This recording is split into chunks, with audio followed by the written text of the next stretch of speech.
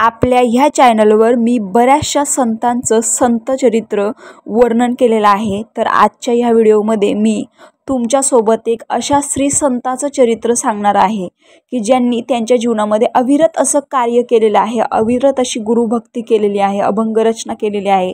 तुम्हाला 2 ते 3 मिनिटांमध्ये ह्या व्हिडिओमध्ये समजून जाईल। तर त्या संत आहेत संत बहिणाबाई।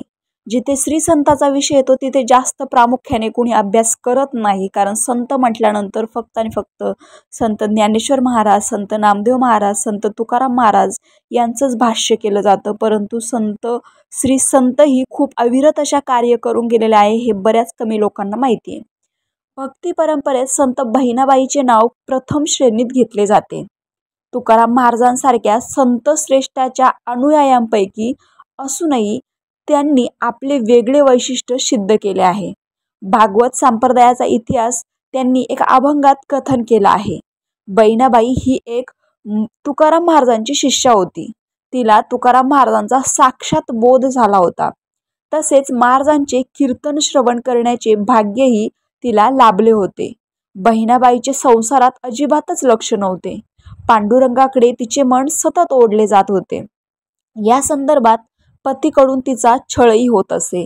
कोल्हापूरला जयराम स्वामींकडून तिला तुकाराम महाराजांची कीर्ती आणि अभंग यांचे श्रवण झाले आणि वयाच्या अवघ्या 19व्या वर्षी त्यांनी महाराजांकडून अनुग्रह प्राप्त केला। बहिणाबाईंचे 400 अभंग प्रसिद्ध आहेत। सुमारे 74 अभंगामधून त्यांनी आपले चरित्र कथन केलेले आहे। पंढरपुरात पांडुरंगाचे दर्शन घेत असताना त्यांनी आपणास आलेला अनुभव रसाळ अशा शब्दात व्यक्त केला आहे। त्या म्हणता, पांडुरंग मूर्ती देखोनी पवित्र, संतोषिले नेत्र इंद्रियेसी, वाटे म्हणा माझी राहावे येथेची, परिप्राक्तनाची दशा नाही। या उद्गारामधून एक आर्त भक्ताचा आनंद आणि वेदना यांचे संमिश्र दर्शन घडते। तुकाराम महाराजांच्या दर्शनासाठी व्याकुळलेले तिचे मन आणि प्रत्यक्ष साक्षात्कार झाल्यानंतरची आनंदाची परिसीमा अशा विविध भावभावनांची आंदोलने बहिणाबाईंच्या अभंगातून अनुभवायला मिळतात। अमृते पाजिले चावी अनारिसी, साक्षात ज्याची त्याती मना माझी, बहिणी म्हणे ऐसी सद्गुरूंची कृपा, तुकारामे साची पूर्ण केली।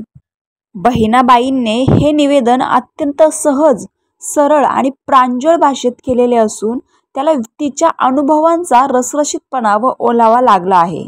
या 18 वर्षातील खरे म्हणजे वयाची 3 ते 18 अशा 15च वर्षातील अनेक सुखदुःखांचे, हर्षामर्षाचे, आशा निराशाचे आणि जीवघेण्या संघर्षाचे प्रसंग तिने अशा वेधक सरळतेने सांगितले आहेत की ऐकणाऱ्याला सुद्धा त्याविषयी आत्मीय संवेदना जाणवावी।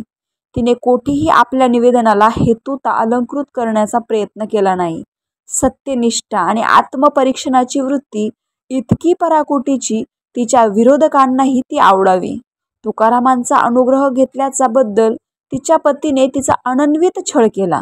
ब्राह्मणाने शूद्राला गुरु करणे त्याच्या सिद्धांतात बसत नव्हते, त्यावर बहिणाबाईंने वज्र सूचिकोपनिषद या जन्मजात ब्राह्मणावर कठोर आघात करणाऱ्या उपनिषदावर मराठीतून भाष्य केले।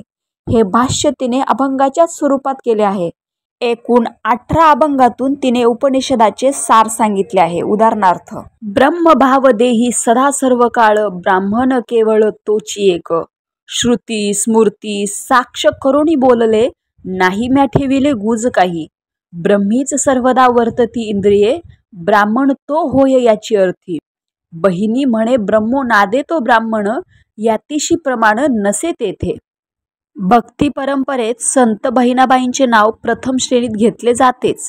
तुकाराम महाराजांसारख्या संत श्रेष्ठांच्या अनुयायांपैकी असून ही तिने आपले वेगळे वैशिष्ट्य सिद्ध केले आहे।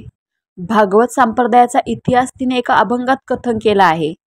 संत कृपा झाली इमारत फळा आली, ज्ञानदेवे रचिला पाया, उभारले देवालया, नामा तयाचा किंकर तेने रचिले ते आवार, जनार्दन एकनाथ खांब दिदला भागवत, तुका झालासे कळस भजन करा सावकाश, बहिणी म्हणे फडकती ध्वजा, निरूपण केले वोजा। सर्व वारकऱ्यांच्या तोंडी आज हा अभंग आहे। बहिणाबाई म्हणजे भागवत धर्माची फडकती ध्वजा आहे असे म्हटल्यास वावगे होणार नाही। रामकृष्ण हरी।